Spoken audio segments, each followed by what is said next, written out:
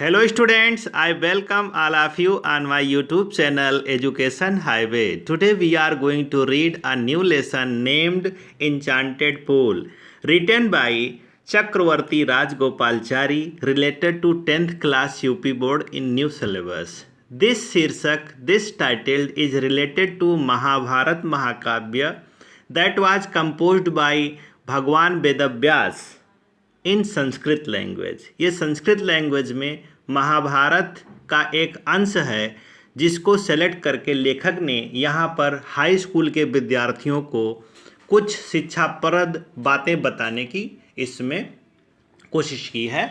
बड़ा ही अच्छा लेसन है। इस लेसन से आप बहुत कुछ सीखते हैं, विद्वान बनते हैं, विवेकवान बनते हैं। आइए इस लेसन को देखते हैं राजगोपालचारी जी का। इस लेसन में युधिष्ठिर अपने भाइयों के साथ वनवास को जा रहे होते हैं, वनवास में ही होते हैं 5 भाइयों के साथ, और उनको रास्ते में प्यास लगती है। जब वो एक सरोवर में पानी पीने जाते हैं तो क्या होता है, उसी चीज़ को यहाँ पर लेखक ने बड़े अच्छे ढंग से प्रस्तुत किया है। होता क्या है कि वनवास के समय In the forest, they became thirsty. Pandavas became thirsty. Pandav जो हैं प्यासे हो जाते हैं, तो एक वृक्ष के नीचे बैठ जाते हैं। द्रौपदी भी होती हैं और युधिष्ठिर अपने छोटे भाई को कहते हैं कि जा करके कहीं सरोवर ढूंढ करके वहाँ से पानी ले आओ। एक बार में छोटा भाई, सहदेव, नकुल, अर्जुन, भीम सब लोग बारी बारी से पानी लेने जाते हैं। पानी लेने जाते हैं पर कोई उधर से वापस नहीं आता है। युधिष्ठिर भी पानी की तलाश में उसी सरोवर की तरफ जाते हैं और जो वो दृश्य देखते हैं सरोवर के किनारे, वहाँ से ये महाभारत का अंश शुरू होता है जो हाई स्कूल में पढ़ाया जाएगा। As he looked at their mighty limbs, now so helpless, he sadly wondered Who could have been powerful enough to kill them? जब युधिष्ठिर ने देखा अपने भाइयों के विशालकाय भुजाओं को, विशालकाय कंधों को, विशालकाय शरीर को, कि वो हेल्पलेस पड़ा हुआ है, लेटा हुआ है। नाउ सो हेल्पलेस, इस समय बिल्कुल सहायता रहित, बेजान पड़ा हुआ है। ही सैडली वंडर्ड, बहुत दुखी हुए, और दुखी होते दुख के साथ ही उनको आश्चर्य भी हुआ, आश्चर्यचकित हुए। Being astonished sadly, and also imagined who could have been powerful enough to kill them, who is powerful or more powerful than my brothers. कौन मेरे भाइयों से ज़्यादा शक्तिशाली है जिसने मेरे भाइयों की ये दशा की, या जिसने मेरे भाइयों को सरोवर के किनारे मार दिया, पानी पीने नहीं दिया। ये विचार करने लगते हैं। कौन? युधिष्ठिर विचार करने लगते हैं। कब? जब उनके भाई सरोवर से पानी लेने जाते हैं और वापस नहीं आते हैं। सरोवर के किनारे युधिष्ठिर जाकर के देखते हैं यह दृश्य। फिर देखते हैं then he too descended into pool, फिर इसके बाद युधिष्ठिर भी पूल में जाना चाहते हैं, उस सरोवर में, उस तालाब में जाना चाहते हैं, झील में पानी पीने के लिए उधर बढ़ते हैं, डिसेंडेड होते हैं। Drawn into the water by an overpowering thrust, इनको प्यास बहुत लगी होती है और प्यास के मारे इनका गला कुंठित हो रहा होता है। तो सोचते हैं कि सबसे पहले मैं अपनी प्यास बुझा लूँ, फिर विचार करता हूँ। ज्यों ही सरोवर की तरफ बेहद प्यासे होने के कारण बढ़ते हैं, होता क्या है, at once the voice without form, एक आवाज़ आती है जिसका शरीर नहीं होता है, केवल आवाज़ आती है, विदाउट फॉर्म, कोई दिखाई नहीं देता है। वार्नड, इनको चेतावनी देती है, वार्निंग देती है। वार्न हिम, क्या चेतावनी देती है? Your brother died because they did not heed, आपके भाई मर गए, ख़त्म हो गए, उनको मैंने मार दिया, बेजान कर दिया, क्योंकि उन्होंने they did not heed my words, क्योंकि उन्होंने मेरे वचन पर, मेरे बातों पर, मेरे वार्निंग पे ध्यान नहीं दिया। They did not care what I am saying, the voice said to Yudhishthira when he bent to drink water, जब वो पानी पीने जाते हैं तभी ये आवाज़ आती है।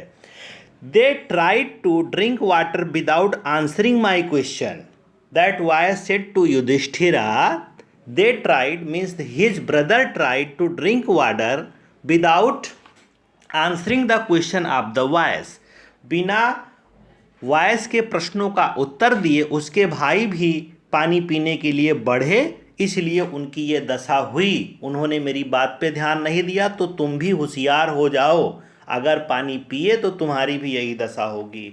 डू नॉट फॉलो देम, आप उनका अनुसरण ना करें, आवाज़ कहती है। Answer my question first and then you can quench your thirst, आप मेरे प्रश्नों का उत्तर दीजिए, पहले उत्तर दीजिए फिर अपनी प्यास बुझा लीजिए। Answer my question first and then you can quench your thirst, आप तब अपनी प्यास बुझा सकते हैं। After giving answer of my question you can drink water of my pool, और ये बोलती है, वो आवाज़ आती है, this pool belongs to me, ये जो सरोवर है ये मुझसे संबंधित है, मेरा तालाब है, मेरा सरोवर है, मेरा जलाशय है, इस पर मेरा अधिकार है। अतः सबसे पहले आपको मेरे प्रश्नों का उत्तर देना होगा। It did not take Yudhishthira a moment to understand that these could be more other than the words of a yaksha and guessed what had happened.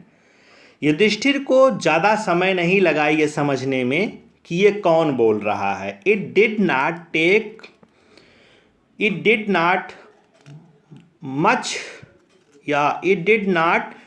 Yudhishthira a moment, Yudhishthir को समझने में एक पल भी नहीं लगा, टू अंडरस्टैंड, इस बात को समझने में, that these could be one other than the words, जो ये आवाज़ आ रही है ये और कोई नहीं हो सकता, नन अदर देन आप यक्षा, ये यक्ष की आवाज़ है, यक्ष के अलावा और कोई नहीं हो सकता, none other than the words of Yaksha. And guessed, और ये अनुमान लगा लेते हैं, what had happened to his brothers, अनुमान भी युधिष्ठिर जी कर लेते हैं कि उसके भाइयों को क्या हुआ। ठीक है, फिर देखते हैं हम।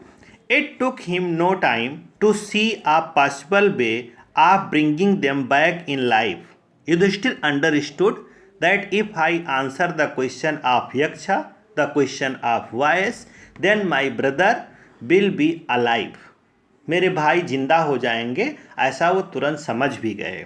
ठीक है, it took him no time, उनको ये भी समझने में समय नहीं लगा, और उस टू सी या पॉसिबल वे, एक संभव रास्ते को समझने में टाइम नहीं लगा कि उनके भाई जिंदा हो जाएंगे।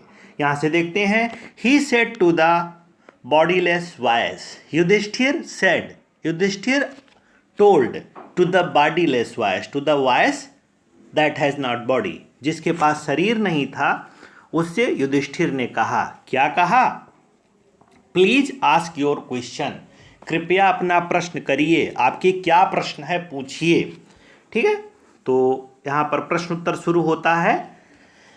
The voice put questions rapidly one after an other, जो आवाज़ थी उसने प्रश्न करना शुरू किया, एक के बाद दूसरा, दूसरे के बाद तीसरा, रैपिडली मतलब तेजी से, तुरंत प्रश्न पूछता था, एक आंसर देते थे तुरंत प्रश्न पूछता था। पहला प्रश्न उसका क्या था, what resources man in danger, एक आदमी का मित्र या एक आदमी का सबसे बड़ा मित्र क्या है, किसी खतरे में अगर कोई पड़ गया है तो उसकी सबसे अच्छी सहायता कैसे हो सकती है, प्रश्न था। तो युधिष्ठिर ने उत्तर क्या दिया, करेज, सबसे बड़ा चीज़ क्या है, करेज। अगर आप उसके पास साहस है, कोई व्यक्ति किसी मुसीबत में फंस गया है और उसके पास साहस है, तो ये उसका सबसे बड़ा मित्र है। फिर अगला प्रश्न होता है, by the studying of his science does man become wise, किस विज्ञान को पढ़ने के बाद एक आदमी बुद्धिमान हो जाता है। युधिष्ठिर ने उत्तर दिया, नॉट बाय स्टडिंग एनी शास्त्र डज मैन बिकम वाइज। किसी शास्त्र का अध्ययन करने से कोई बुद्धिमान नहीं होता है। It is by association with the great in wisdom that he gets wisdom. एक व्यक्ति तभी बुद्धिमान होता है जब वो उस ज्ञान को अपने आचरण में लाए। कहने का मतलब वो तभी बुद्धिमान माना जाएगा जो उसने पढ़ा है उसको उसके आचरण में दिखना चाहिए। जैसे आपको बताया जाए कि आपको सच बोलना चाहिए, तो आप सच बोलें तभी तो उस पढ़ाई का उपयोग है जो आपको पढ़ाया गया।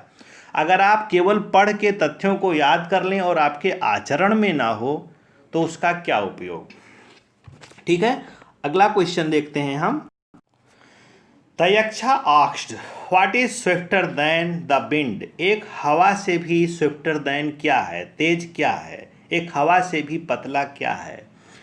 तो यक्ष को उत्तर देते हैं युधिष्ठिर जी, माइंड, मन। मन वहाँ भी पहुँच सकता है जहाँ पर हवा नहीं जा सकती। मन उससे भी तेज चल सकता है जिसके बराबर हवा भी नहीं चल सकती। मन सबसे पतला है। What is more faded than a dried straw. सबसे ज़्यादा सूखा क्या है, सूखे तिनके से भी ज़्यादा सूखा क्या है। What is more faded than dried straw. एक सूखे तिनके की भी तुलना में कोई चीज़ क्या सूखी मानी जा सकती है। युधिष्ठिर आंसर देते हैं अ सारो स्ट्रिकन हार्ट। एक दुख में डूबा हुआ हृदय, एक सैड माइंड जो है सूखे तिनके से भी ज़्यादा सूखा है। अगला क्वेश्चन तुरंत पूछता है यक्ष जो है, what befriends a travel. अगर आप यात्रा पे हैं तो आपके लिए सबसे मित्रवत क्या होगा। What is friend in travel to you. आपकी यात्रा में आपका मित्र क्या होगा। युधिष्ठिर जी उत्तर देते हैं लर्निंग। लर्निंग हमारी यात्रा में हमारा सबसे अच्छा मित्र होगा। Who is the friend of who stays at home. अगर कोई व्यक्ति अपने घर में ही रहता है तो उसका सबसे बड़ा मित्र कौन है। युधिष्ठिर उत्तर देते हैं धर्मपत्नी, द वाइफ। धर्मपत्नी सबसे बड़ा उसका मित्र है। Who accompanies a man in death. मौत के बाद मनुष्य का साथ किससे होता है, या मनुष्य की कौन सहायता करता है। मौत के बाद हमारा साथी कौन होता है। युधिष्ठिर उत्तर देते हैं धर्म। धर्म ही हमारा मृत्यु के बाद हमारा साथी होता है जो हमारे साथ जाता है। धर्म का मतलब बच्चों अच्छे कार्य, आप जो गुड डीड करते हैं वही धर्म है। ठीक है, परोपकाराय पुण्याय पापाय परपीडनम। उपकार करना धर्म है, अहिंसा करना धर्म है, किसी को सताना ये नहीं सताना चाहिए, ये धर्म है।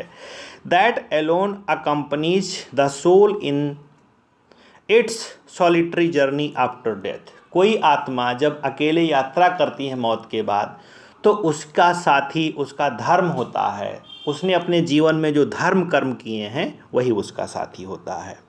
अगला क्वेश्चन होता है यक्ष का, which is the biggest vessel. सबसे बड़ा बोट क्या है, सबसे बड़ा जहाज क्या है, सबसे बड़ा शिप क्या है, वेसल क्या है। युधिष्ठिर जी बोलते हैं the earth which contains all within itself. धरती ही सबसे बड़ा जहाज है जिसने सभी चीज़ों को अपने ऊपर धारण कर रखा है, ये सबसे बड़ा जहाज है। इज द ग्रेटेस्ट वेसल, यही सबसे बड़ा जहाज है। व्हाट इज हैप्पीनेस, खुशी क्या है। युधिष्ठिर से प्रश्न करता है यक्ष, खुशी क्या है। Happiness is the result of good conduct. अच्छे कामों से जो खुशी मिलती है वही खुशी है। आप गंदे काम करके कोई उपलब्धि कर लें तो वो खुशी नहीं है। युधिष्ठिर के अकॉर्डिंग कितनी अच्छी बातें युधिष्ठिर जी ने यहाँ पर महाभारत के माध्यम से हमको सुनने को मिल रही हैं। अच्छे काम से जो परिणाम पैदा हो, उससे जो खुशी आए, वो सबसे बड़ा हैप्पीनेस है, वही सबसे बड़ी खुशी है।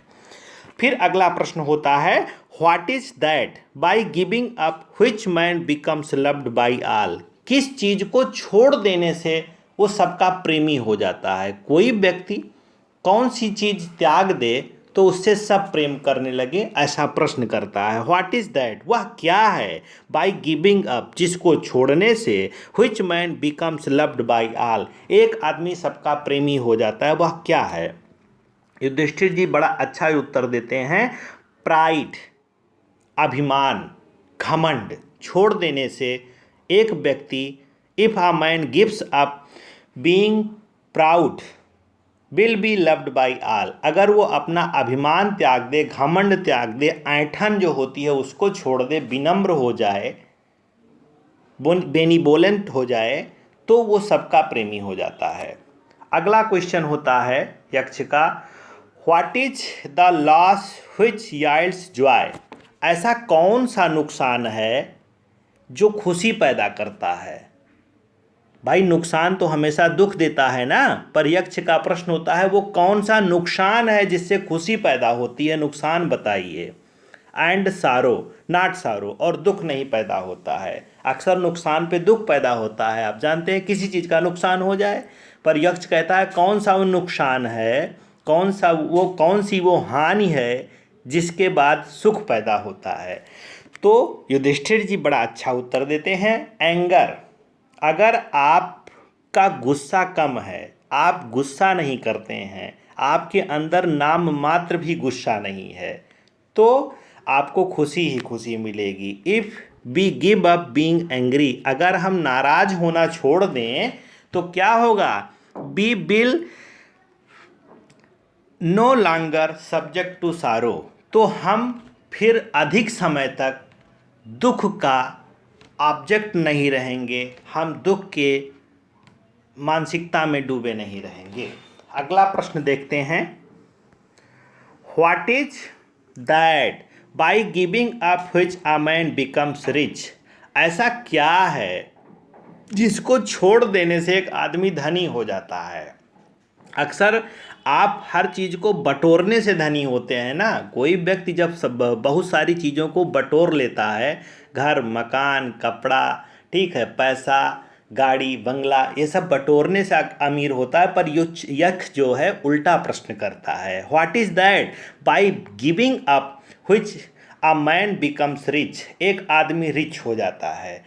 तो युधिष्ठिर जी उत्तर देते हैं, डिजायर, अगर आप इच्छा का त्याग कर दें तो आप अमीर हो जाएंगे, ठीक है। संतोष तुल्यम धन मस्त नास्तम, संतोष से बड़ा कोई धन नहीं है, ठीक है। If you are satisfied in all condition then you are a rich person, अगर आप सभी अवस्थाओं में सेटिस्फाइड रहते हैं तो आप अमीर हैं। If man gives up being ग्रेडी, अगर आप लालच छोड़ दें, अगर कोई व्यक्ति लालची है और उस लालच को छोड़ दे, ही विल बिकम वेल्दी, तो वो धनी हो जाएगा। भाई इच्छाओं का अंत कभी है नहीं है, जिसके पास 1 लाख है वो 2 लाख चाहता है, जिसके 2 लाख है वो 20 लाख चाहता है, जिसके एक घर है वो दूसरा घर चाहता है। इच्छाओं का अंत नहीं है, लोभ का अंत नहीं है। तो युधिष्ठिर जी ने हमको यहाँ पे क्या समझाया कि अगर हम अपनी इच्छाओं का त्याग कर देते हैं, लोलुपता का त्याग कर देते हैं, संग्रह करने की प्रवृत्ति का त्याग कर देते हैं, तो हम अमीर हैं। नेक्स्ट क्वेश्चन होता है, what makes one a real ब्राह्मणा, एक वास्तव में ब्राह्मण कौन है? किसी व्यक्ति को ब्राह्मण कब कहा जाता है? एक रियल ब्राह्मण कौन है, प्रश्न होता है। Is it birth, good conduct or learning, क्या कोई जन्म से ब्राह्मण होता है, या अच्छे आचरण से ब्राह्मण होता है, या विद्वान होने से ब्राह्मण होता है? आप ब्राह्मण का क्या अर्थ समझते हैं? आंसर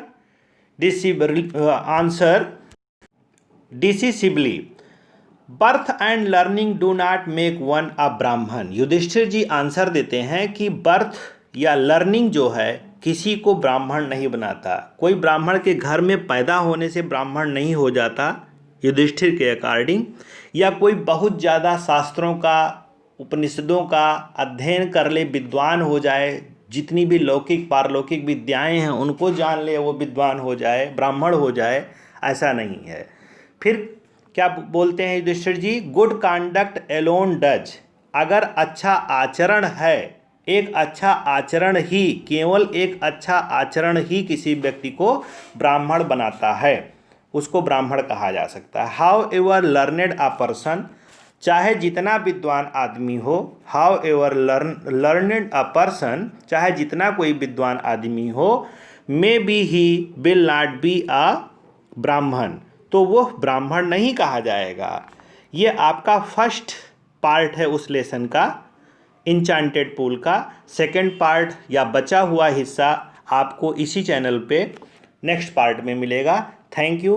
रीडिंग करते समय आप लाइक ज़रूर करें वीडियो को, कमेंट ज़रूर करें, शेयर ज़रूर करें। वीडियो बनाने में, क्लास बनाने में, फाल्टलेस क्लास बनाने में बड़ी मेहनत है, ठीक है। कभी कभी किसी की वीडियो को 4 से 5 बार शूट करना पड़ता है। क्यों? क्योंकि कहीं पर गलत शब्द निकल गया, ठीक है, टंग स्लिप कर गई है, तो फिर गलती हो जाती है। उस गलती को सुधारने के लिए पूरी मेहनत डांड हो जाती है। माना 20 मिनट का वीडियो अभी आपके सामने आया और उसमें 19वें मिनट पे एक गलती हो गई, तो वो मेहनत डांड हो गई, उसको फिर एडिट अच्छे से नहीं किया जा सकता, पुनः शूट करना पड़ता है।